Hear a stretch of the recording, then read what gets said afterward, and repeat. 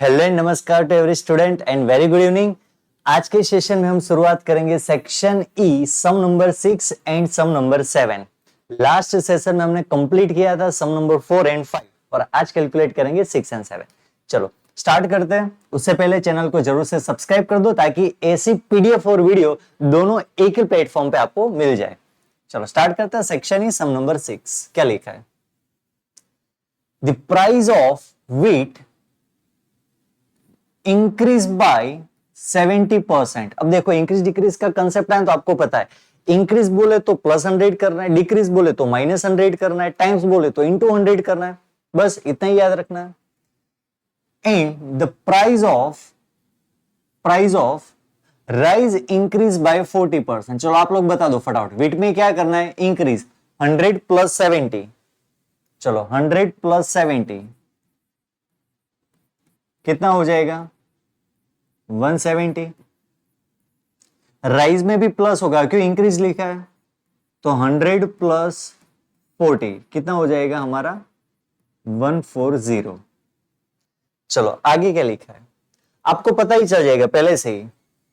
Next, the price of बाजरी decrease by 25%। 25% decrease हो रहा है तो हमें क्या करना है? माइनस करना है 25%, यानी 100 - 25 करोगे तो कितना मिलेगा? 75। चलो next, the price of oil increase by 40%। Increase हो रहा है, प्लस कर दो 100 + 40 40 तो आंसर मिलेगा हमें 140 140। चलो and last one, the price of ghee decrease by 5%। Ghee decrease हो रहा है 5% तो हम कर देंगे माइनस, तो ये हो जाएगा हमारा 95। क्लियर? Very easy. चलो इंक्रीज डिक्रीज बताया था और कुछ था ही नहीं इसके अंदर। अब देखो, अब ये सम हमारे लिए इंपॉर्टेंट अब होगा क्योंकि ये तो कॉमन चीज हमने पढ़ ली, लेकिन इंपॉर्टेंट क्या है? चलो ध्यान से यहां 100% कॉन्सेंट्रेशन के साथ। If the importance of oil is 3 times of rice is double that of ghee। चलो एंड आया ना तो यहां तक हम पढ़ते हैं। घी का 3 टाइम्स ऑयल है तो यहां मैं घी को एज्यूम कर लू 1। घी को मैंने एज्यूम कर लिया 1 तो ऑयल हमारा क्या है? 3 टाइम्स है, 3 कर दिया। And rice is double, and rice double है। किसका डबल है? घी का डबल है तो यहां लिख देंगे 2। कितना इजी है? Very easy. घी का 3 टाइम्स ऑयल है और हमारा राइस डबल है तो हमने कर दिया 2। ठीक है, आपको 1 ही एज्यूम करना है, लेकिन ऐसा कोई रूल नहीं है कि आपको 1 ही एज्यूम करोगे। लेकिन 1 क्यों? क्योंकि 1 एज्यूम करोगे ना तो वो उसका डबल है, ट्वाइस है, मल्टीप्लाई करोगे फिर भी डेटा हमारा छोटा ही रहेगा। लेकिन आप 6 से करोगे तो 6 भी एज्यूम कर सकते हो, ऐसा नहीं कि 6 नहीं कर सकते। सर हम 2 3 4 क्यों नहीं कर सकते? क्योंकि इसका 3 टाइम्स बोले डिवाइड 3 करना है तो वो थोड़ा क्रिटिकल हो जाता है।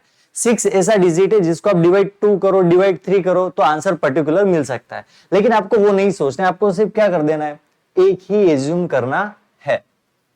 नेक्स्ट आगे बढ़ते, क्या लिखा है? एंड सेंटेंस खत्म। Next sentence, the importance of each का मतलब व्हीट एंड बाजरी दोनों double that of rice. Rice से डबल है, राइस कितना है? 2, 2 का डबल क्या हो जाएगा? 4। तो बाजरी एंड व्हीट वो दोनों क्या है? डबल है। किसके डबल है?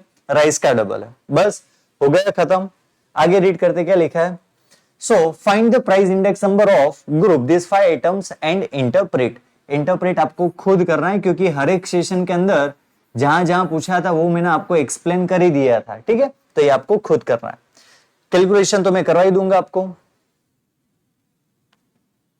चलो लिखते हैं। फॉर्मूला क्या है हमारी? कॉस्ट ऑफ लिविंग इंडेक्स भी आप लिख सकते हो, cost of living index number. क्या फॉर्मूला है? Sigma I W upon sigma W. तो चलो सबसे पहले कैलकुलेट कर ले हम लोग, कैलसी ले लो हाथ में फटाफट। चलो मल्टीप्लाई करना है, 170 इंटू 4 इज इक्वल टू 680। चलो then 140 into 2 is equal to 280। चलो then 75 into 4 is equal to 300। Next 140 into 3 is equal to 420। Last one 95 into 1 is equal to 95। चलो जीटी जैसे ही प्रेस करेंगे पूरा टोटल मिल जाएगा 1775, ये हो जाएगा हमारा आंसर। तो यहां लिखेंगे 1775। चलो इसका टोटल कर लेते हैं, 4 4 8 2 10 13 14, तो डिवाइड कर देंगे 14 से, ठीक है। 1775 डिवाइड बाय 14। चलो कर देते डायरेक्ट, 1775 डिवाइड बाय 14, तो आपको आंसर मिल जाएगा 1775 divide by 14। Your answer is 126.79। ये हो गया आपका आंसर।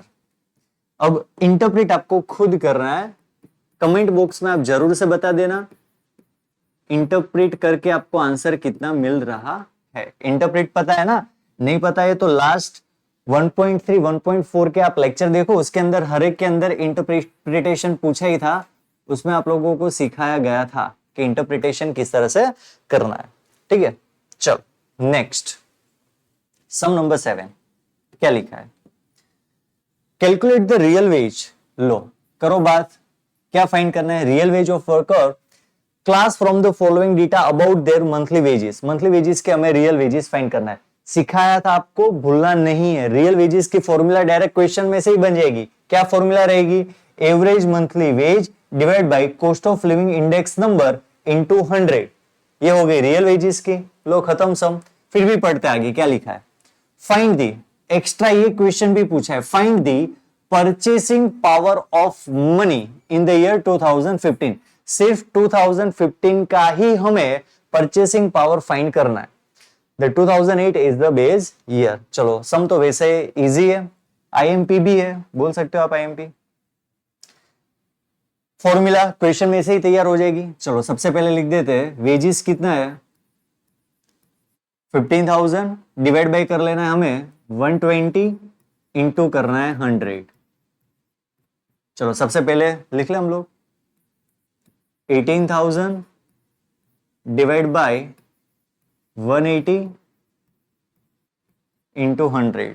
चलो फिर 19,000 divide by 205 into 100। 20,000 divide by 220 into 100। 22,000 divide by 235 into 100, and last one 25,000 divided by 260 into 100। चलो कैलकुलेशन तो आप सभी को पता ही है, डायरेक्ट कैलकुलेट करना है। चलो साथ में कैलकुलेट करो। First 15,000 divide by 120 into 100, 12,500। चलो नेक्स्ट कैलकुलेट करो, 18,000 डिवाइड बाय 180 इंटू 100, 10,000। चलो next 19,000 divide by 205 into 100, answer is 9268.29। चलो next one 20,000 divide by 220 into 100, answer is 9090.90। ठीक है, 91 भी आप लिख सकते हो। चलो 91 लिख दे क्योंकि पीछे है ना 9 है, 91। चलो 22,000 डिवाइड बाई 235 इंटू 100, 9361